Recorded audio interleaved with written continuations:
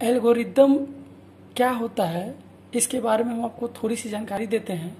Algorithm is a computational process gives the process है जो कि एक डिजायर आउटपुट प्रदान करता है। इसके पास क्या है? Algorithm is a finite set of instruction. Algorithm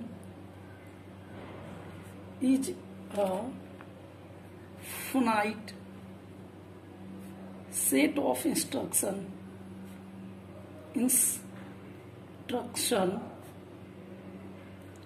ठीक है। Set of instruction gives the desire output.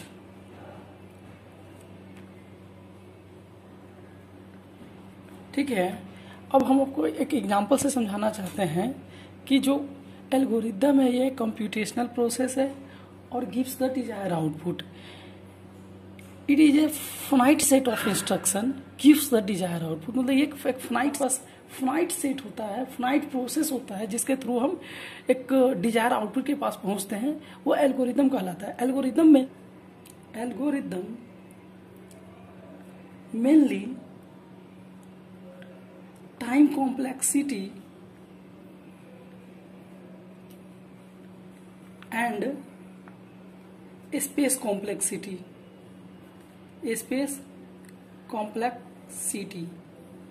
तो हम इसकी चर्चा करते हैं।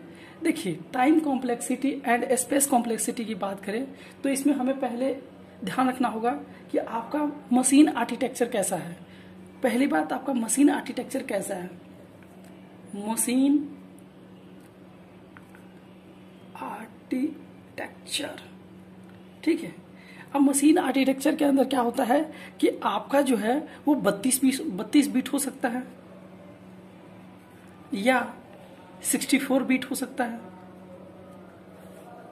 अब दूसरी बात ये इसमें क्या कह रहा है कि आपका तो मशीन आर्किटेक्चर पे डिपेंड करता है टाइम कॉम्प्लेक्सिटी की, आपका कितना वो फास्ट काम करेगा। अगर 32 बिट का होगा तो 64 बिट से कम ही स्पीड, मतलब कि इसमें होगा 64 बिट से कम ही होगा ना। इसमें 32 बिट है, ये 64 बिट ऑब्वियसली है कि 64 बिट ज्यादा से प्रोसेस खींच पाएगा, ज्यादा से प्रोसेस हो पाएगा।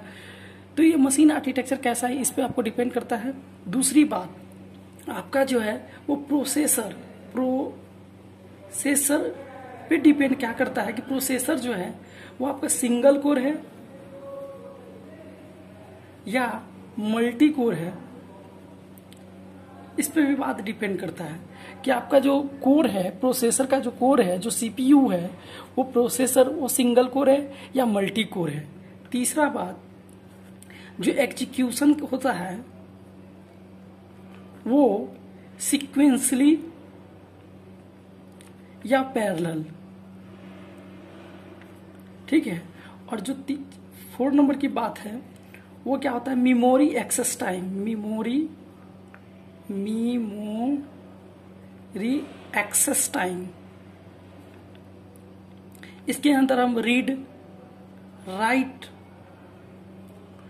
ईटीसी, ठीक है। तो हम मेनली आपको इस वीडियो में ये समझाना चाह रहे थे कि एल्गोरिदम क्या है। Algorithm is a computational process होता है। Algorithm is a mainly depend upon time complexity and space complexity. इसके अंदर क्या है कि मशीन आर्किटेक्चर कैसा होना चाहिए। मशीन आर्किटेक्चर हो सकता है आपके पास 32 बिट हो या 64 बिट हो सकता है कि उसका जो प्रोसेसर है, आपके पास जो प्रोसेसर हो वो सिंगल कोर में काम करता है या मल्टी कोर में। ये आपको इस पे डिपेंड करता है। एग्जीक्यूशन जो है वो सीक्वेंसली है या पैरेलल है, इस पे डिपेंड करता है। और मेमोरी एक्सेस टाइम, रीड और राइट। हम अब दूसरी बात इस पे करने जा रहे हैं कि एल्गोरिदम, हम कुछ आपको एल्गोरिदम के एग्जांपल के थ्रू आपको समझाते हैं कि एल्गोरिदम क्या होता है। जैसे कि आप मान लें कि अगर आप कोई भी ब्राउजर में गूगल सर्च इंजन, अगर आप मान के चलो क्रोम की हम ले लेते हैं, क्रोम जो गूगल का है वो हम अगर सर्च इंजन लेते हैं और उसमें हम, क्योंकि हमें पता है कि गूगल के पास बहुत बड़ा सर्वर है, उसके पास बहुत सारा स्टोरेज डेटा है, तो हम अगर किसी चीज को अगर हम उसमें सर्चिंग करते हैं तो हमें वो एक सॉर्टेड डेटा देता है, हमें सॉर्टेड डेटा देता है। तो वो किसके थ्रू हमें पता है कि गूगल के पास बहुत बड़ा डेटा स्टोरेज है वो उसमें से कैसे सॉर्टेड करके के हम जो सर्च करते हैं वो हमें निकाल करके देता है। ये काम क्या करता है, ये एल्गोरिथम। तो और ये जो है एल्गोरिथम एक प्रॉब्लम सॉल्विंग प्रोसेस है, इसे हम एक प्रॉब्लम सॉल्विंग प्रोसेस भी कह सकते हैं। एल्गोरिथम जो है, एल्गोरिथम प्रॉब्लम सॉल्विंग प्रोसेस है, प्रॉब्लम सॉल्विंग प्रोसेस है, ठीक है। और हम कैसे ही हम एक प्रॉब्लम सॉल्विंग प्रोसेस है और हम इसका कुछ आपको एग्जांपल देना चाहते हैं। और हम आपको एक एग्जांपल के थ्रू समझाना चाहते हैं एल्गोरिथम को। जैसे कि हमें 2 नंबर को स्वैप करना है, 2 नंबर को स्वैप करना है, तो हम आपको पहले बता दें कि एल्गोरिथम एक स्टेप वाइज स्टेप चलता है। आप ऐसे नहीं कर सकते कि आप इसमें एक स्टेप के थ्रू ही किसी भी प्रॉब्लम को सॉल्व कर सकते हैं। तो हमें पहले क्या करना है, स्टार्ट करना है, START स्टार्ट करना है, ठीक है। दूसरा काम हमको क्या करना है, हमें 2 नंबर को स्वैप करना है, तो 2 नंबर हमें पहले इनपुट लेना पड़ेगा। Input 2 number A and B, ठीक है। हमें 2 नंबर क्या करना पड़ेगा, इनपुट लेना पड़ेगा। तीसरा में हमको क्या करना है, एक टेम्पोररी वेरिएबल में हमें A को मतलब कि स्टोर करना है। हमें स्टेप तीसरा, ये स्टेप 1 है, इसको हम यहाँ लिख देते हैं, स्टेप 1 है, ठीक है। ये स्टेप 2 है और ये स्टेप 3 है।